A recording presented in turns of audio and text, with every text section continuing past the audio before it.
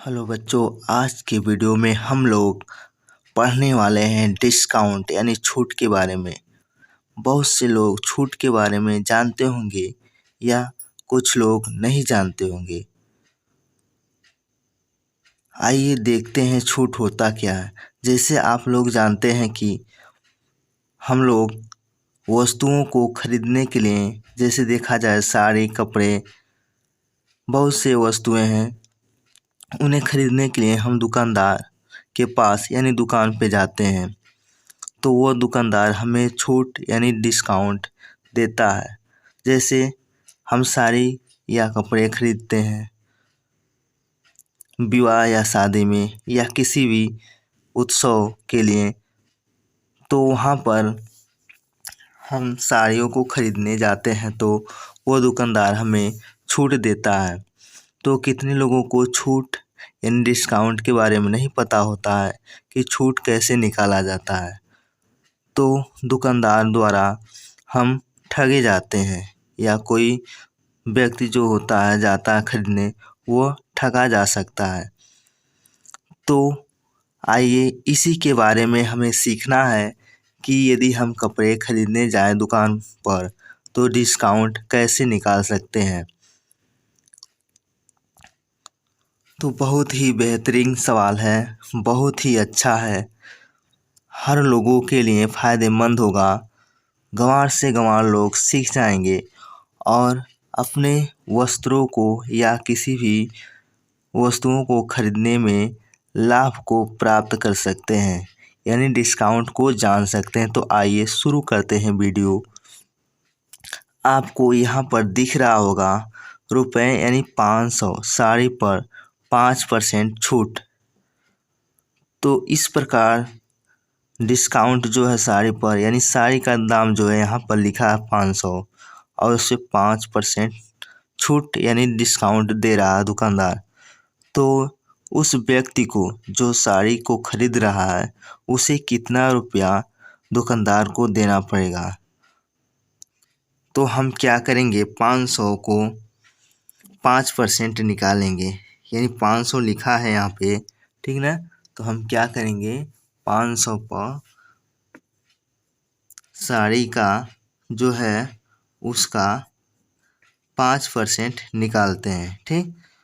तो अब यह क्या होगा, 500 लिख देंगे और गुणे, यानी का मतलब गुणा, और यहाँ 5 लिखेंगे और यहाँ जो परसेंट का साइन दिख रहा उसका मतलब होता है 100, तो बटा 100 कर देंगे, ठीक। उसके बाद हम क्या करते हैं, 2 जीरो से 2 जीरो को कैंसिल कर देते हैं, हो गया। अब इसके बाद क्या होगा, जो बचा है उसका मल्टीप्लाई कर लेंगे। तो मल्टीप्लाई करने के बाद कितना आता है, 25, यानी 25 रुपया आपको मिलता है। यानी यह 25 रुपया ही छूट होता है जो दुकानदार हमसे नहीं लेता है। तो वो 500 के साड़ी में 25 रुपया को छोड़ देता है। तो इस प्रकार क्या होता है, 500 माइनस 25 हो जाता है। तो 500 में से 25 को माइनस करते हैं तो यह आता है 475 रुपया, ठीक। तो इस प्रकार 475 रुपया हमें, यानी किसी व्यक्ति को जो साड़ी को या वस्त्र को या किसी भी वस्तु को खरीदने जाता है तो उसको 475 रुपया ही देना पड़ता है। तो इस प्रकार हमने इस सवाल को लगा लिया और फ़ायदा ही फ़ायदा है, ठीक है ना। तो इस तरह का दूसरा भी देखते हैं सवाल। मान लीजिए एक हम अपने छोटे बच्चे के लिए जीन्स को खरीदते हैं, यानी उसका 750 रुपया है, लेकिन इस पर कितने का छूट है देखा जाए तो यहाँ पर 10% का छूट दे रहा, क्योंकि यह दिवाली का ऑफर है, ठीक ना। तो आप भी इसे ज़रूर आजमाएं, ठीक ना। तो अब यहाँ 10% छूट जब देगा तो हम क्या करेंगे, 750 रुपये का 10% छूट निकालेंगे, ठीक ना।